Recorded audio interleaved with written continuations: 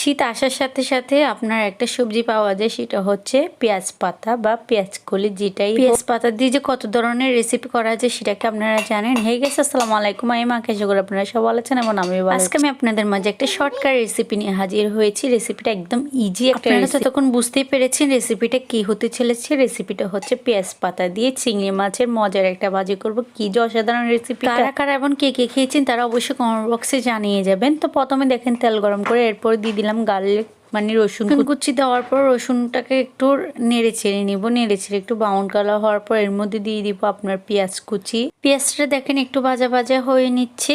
এর ফাঁকে আমি এর মধ্যে পেঁয়াজ কুচি দিয়ে দিব। পেঁয়াজ কুচি দেওয়ার পরে এর মধ্যে দিয়ে দিব আপনার ফালি করা কাঁচা পেঁয়াজ পাতাটা ভাজার সময় বেশি মশলা অ্যাড করতে হয় না, কম মশলা দিয়ে হয়ে যায়। তারপর দেখেন এখানে ফালি করা কাঁচামরিচ দিয়ে দিচ্ছি। এর মধ্যে দিয়ে দিব এখন টমেটো দেওয়ার পরে ভালোভাবে একটু নেড়ে ছেড়ে একদম ভাজা ভাজা করে নিব, যতক্ষণ পর্যন্ত না আপনার যতগুলো উপকরণ আছে সবগুলো নরম হয়ে যাবে এবং ব্রাউন কালার হয়ে যাবে। তো বুঝতেই পারবেন যখন এক পর্যায়ে এসে এগুলো যখন ভাজা হয়ে যাবে তখন আপনার এর মধ্যে আমি দিয়ে দিব চিংড়ি মাছ। পাতা দিয়ে কিন্তু ডিমের ভালো একটা রেসিপি হয়, ডিম দিয়ে খেতে কিন্তু ভালোই লাগে। আপনার কারা কারা ডিম দিয়ে পেঁয়াজ পাতা ভাজি করে খেয়েছেন তারাও কমেন্ট বক্সে জানাবেন। এগুলো যখন একটু নরম হয়ে এসেছে মানে ভাজা ভাজা হয়ে এসেছে, এর মধ্যে আমি দিয়ে দিব আপনার চিংড়ি মাছ। এই চিংড়ি মাছটা হচ্ছে তরকারি রান্না করার মতো চিংড়ি, যেটা কিনা ছোট চিংড়ি। এই ছোট চিংড়িগুলো দিব, ওটা অত ছোট না, বড় বড় গলদা চিংড়ি নিয়েও রান্না করতে পারবেন, কিন্তু তখন খেতে আরো অসাধারণ দুর্দান্ত হবে। তারপরে দেখেন এই চিংড়িগুলো একটু ভালোভাবে নেড়ে ছেড়ে নিচ্ছি। চিংড়িগুলো যখন ব্রাউন কালার হয়ে আসবে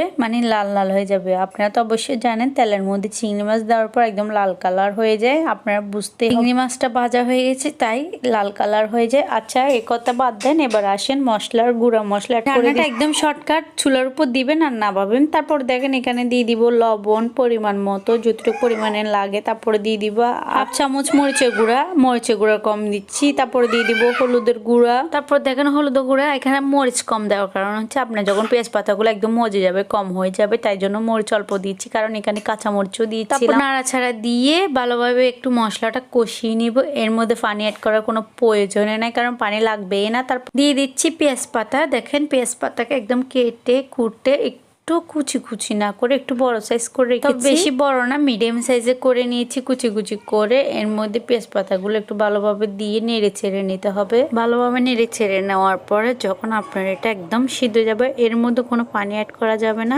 পানি দিলে আপনার এটা নষ্ট অতটা ভালো লাগবে না, খেতেও মজা লাগবে না। তো পানি ছাড়া রান্না করবো আজকে। আপনারা চাইলে জল দিয়ে রান্না করতে পারবেন, তবে পানি না দেওয়াই বেটার। তারপর দেখেন এগুলো যখন একটু ভালোভাবে নেড়ে ছেড়ে নিচ্ছি, এটা ডাকনা দিয়ে ডেকে রান্না করবো যতক্ষণ পর্যন্ত না সিদ্ধ না হয়। এর ফাঁকে একবার দুইবার করে আপনার থেকে অবশ্যই ডাকনা তুলে তুলে নেড়ে ছেড়ে দিতে হবে, না হয়তো আপনার এটা পোড়া লাগার সম্ভাবনা। তারপর দেখেন একদম আপনার সিদ্ধ হয়ে যাওয়ার পর হাফ সিদ্ধ হয়ে যাওয়ার পর ঢাকনা তুলে দেখতেছি এখান থেকে অনেক পরিমাণে পানি বের হয়েছে। এই পানির মাধ্যমে পুরো রান্নাটা কমপ্লিট হয়ে যাবে। এখানে আর কোনো রকমের পানি অ্যাড করতে হবে না, এতে করে হয়ে যাবে। কিন্তু রেসিপিটা অনেক অসাধারণ হয়েছে। রেসিপি বলতে এটা একটা বাজিটা কিন্তু এই সিজনে কে কে পেঁয়াজ পাতা দিয়ে কি কি রেসিপি করেছেন এবং কি কি রেসিপি খেয়েছেন অবশ্যই কমেন্ট বক্সে জানাবেন। আর আজকে আমার শর্টকাট রেসিপিটা কেমন লেগেছে অবশ্যই তাও কমেন্ট বক্সে জানাবেন। কিন্তু দুর্দান্ত হয়েছে খেতে।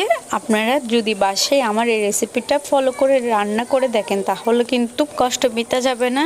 অবশ্যই আপনারা একবার হলো রান্না করে দেখবেন। তারপর দেখেন এখানে ধনিয়া পাতা দিয়ে দিচ্ছি, এটা অপশনাল হিসেবে দিয়েছি, আপনারা চাইলে নাও দিতে পারেন। কালো ধনিয়া পাতা না দিলে কি রান্নার মজাটাই চলে, তাই জন্য আমি দিয়ে দিয়েছি। আপনারা চাইলে দিয়ে বাড়িয়ে নিতে পারেন, কম বেশি করে ধনিয়া পাতা দিয়ে নিতে পারেন। তারপর দেখেন এখানে একদম পুরো রান্নাটা কমপ্লিট হয়ে গেছে। তো আজকের রেসিপিটা কেমন লেগেছে, যদি ভালো লেগে থাকে তাহলে অবশ্যই লাইক কমেন্ট সাবস্ক্রাইব করে দিবেন এবং ফেসবুক পেজ থেকে হলে ফলো করে দিবেন। আর অবশ্যই আপনারা তো জানেন আমার ফেসবুক পেজগুলো মাঝে এতদিন কোনো রকম ভিডিও দিতে পারিনি, এই জন্য দুঃখিত, কারণ পরীক্ষা এক্সাম অনেক ব্যস্ততা, কারণ এর মধ্যে দিয়ে ভিডিও এডিট করার সময়টা কভার করতে পারতেছিলাম না, তাই জন্য কোনো রকম ভিডিও দিতে পারিনি। এখন ট্রাই করবো রেগুলার দিতে, আর শর্ট ভিডিওতে এমনিতেই দিচ্ছি, আপনারা দেখে নেবেন। সবাই ভালো থাকুন, আল্লাহ হাফেজ।